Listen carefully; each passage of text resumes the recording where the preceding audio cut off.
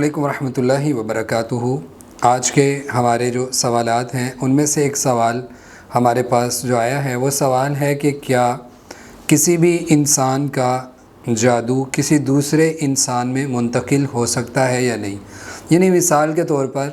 اگر کوئی شخص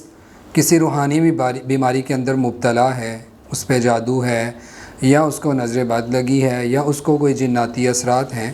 تو کیا کسی دوسرے شخص کے پاس رہنے کی وجہ سے، اس کے پاس بیٹھنے اٹھنے کی وجہ سے یا اس سے کسی تعلق کی بنیاد پر کیا ایک شخص کا جادو یا اس کے اثرات کسی دوسرے انسان میں منتقل ہو سکتے ہیں یا نہیں؟ اس میں سب سے پہلی بات ہمیں حدیث کی روح سے یہ ذہن میں رکھنی چاہیے، جو حدیث کتاب الطب صحیح بخاری کے اندر موجود ہے، 5707 نمبر حدیث ہے۔ رسول اللہ صلی اللہ علیہ وسلم سے ابو ہریرہ بیان کرتے ہیں، آپ صلی اللہ علیہ وسلم نے فرمایا، لا عدوہ ولا طیارہ ولا سافارہ ولا حامہ،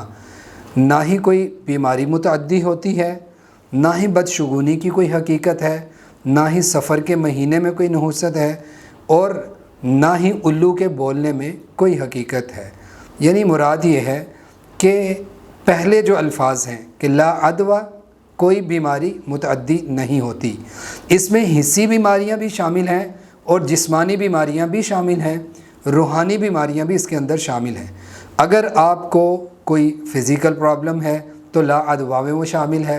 اگر آپ کی ڈیزیز اسپرچول ہے تو بھی یہ اس کے اندر شامل ہے۔ دیکھیں، جادو بھی ایک بیماری ہے، نظر بد بھی ایک بیماری ہے، جنات کا مس کرنا اور چھونا، تکلیف دینا، یہ بھی ایک بیماری ہے۔ کچھ بیماریاں جسمانی ہیں، کچھ بیماریاں روحانی ہیں، لیکن آپ نے ایک جو جملہ بولا ہے یہ عام ہے، لا عدوہ، کوئی بھی بیماری متعدی نہیں ہوتی، یعنی ایک سے دوسرے کو نہیں لگتی۔ اب کوئی یہ کہہ سکتا ہے کہ اگر کسی کے اندر، جیسے آج کل ایک بیماری اشوب چشم کی بہت زیادہ عام ہے کہ آنکھوں کا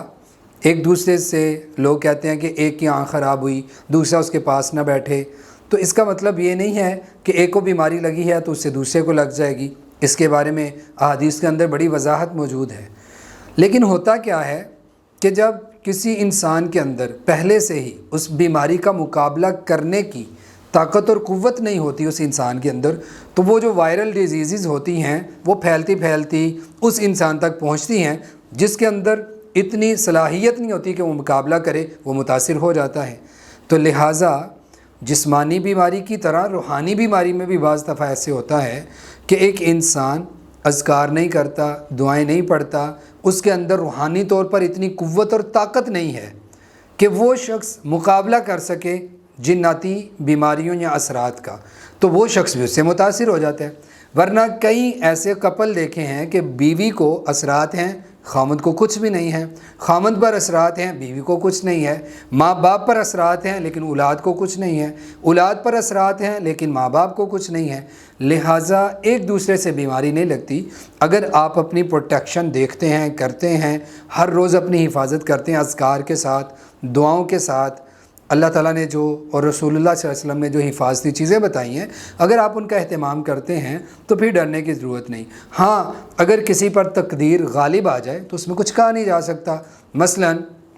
ایک شخص بیمار ہے تو ممکن ہے دوسرا بھی بیمار ہو جائے، تو یہ نہیں کہا جائے گا کہ اس نے مجھے بیمار کر دیا، بلکہ یہ ہے کہ اس کو بیماری لگی، میری بھی تقدیر میں ایسے تھا تو میں بھی بیمار ہو گیا، اب جس طرح وہ اپنے بچاؤ کے لیے کر رہا ہے تم بھی اسی طرح کرو۔ تو بنیادی طور پر کوئی بھی بیماری متعدی نہیں، سوائے ان بیماریوں کے جن کا آپ نے نام لے کر ذکر کر دیا، جیسے